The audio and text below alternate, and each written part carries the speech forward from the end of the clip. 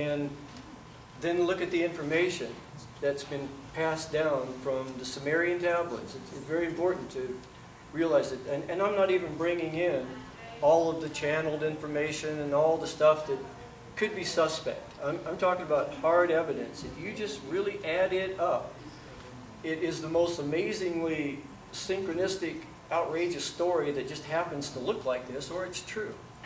So you say that the Homo erectus was interfered with and became Homo sapiens? Yeah, if you read the Epic of Creation, they specifically tell you in the Epic of Creation what Enki and Enlil was the two brothers from this other planet that came here, and their sister, and Enki said, hey, I have an idea, because this was really going to get involved. Oh my God.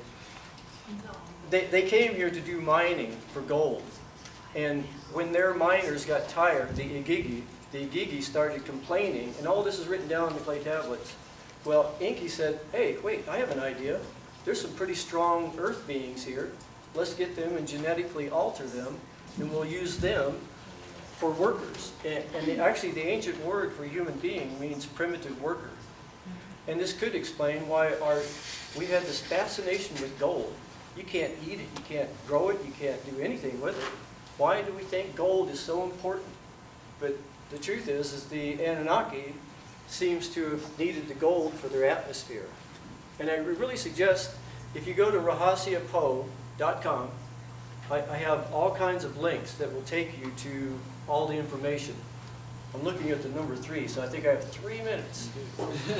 A good book that Art Bell was touting, so it's really old by now, is Forbidden Archaeology. Yep, that's a good one. Matter of fact, I just reviewed that for the magazine. What do you think of the theory that just there were some really sharp psychology-minded people, and they said, we can keep the people frightened and stupid, we'll invent this religious theory, and if we keep them frightened and stupid, we can make them work for us and we'll be in power. You know, the old corporate religion. Well, his name was... There's any truth to that? Well, his name was Constantine.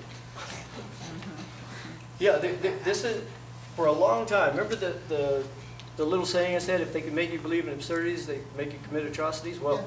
The states and nations have known this for a long time.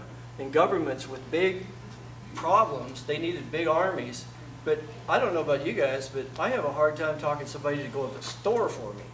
But one way you can get them to go out there is if you can make them believe something absurd and tell them that the person that created you told you that you have to go out and fight for them, and if you die, it's okay.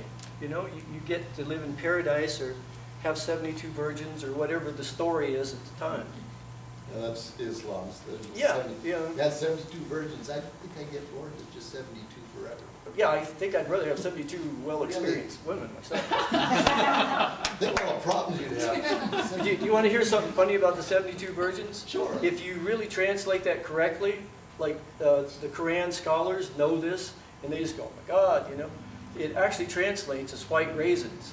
Now I have to think to myself, what if that's true, and these poor kids that are blowing themselves up, they get to paradise, and they get the plate.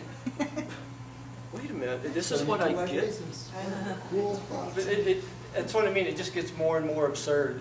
The more you start dissecting it and looking at it, it just... I keep on looking at corporations in America and think we're being taken to the cleaners. You think? No.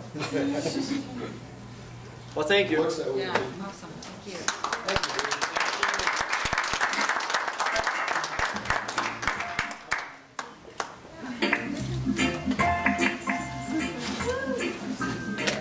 Thank you very much for all your research. Absolutely. I look forward to buying the book when I get back.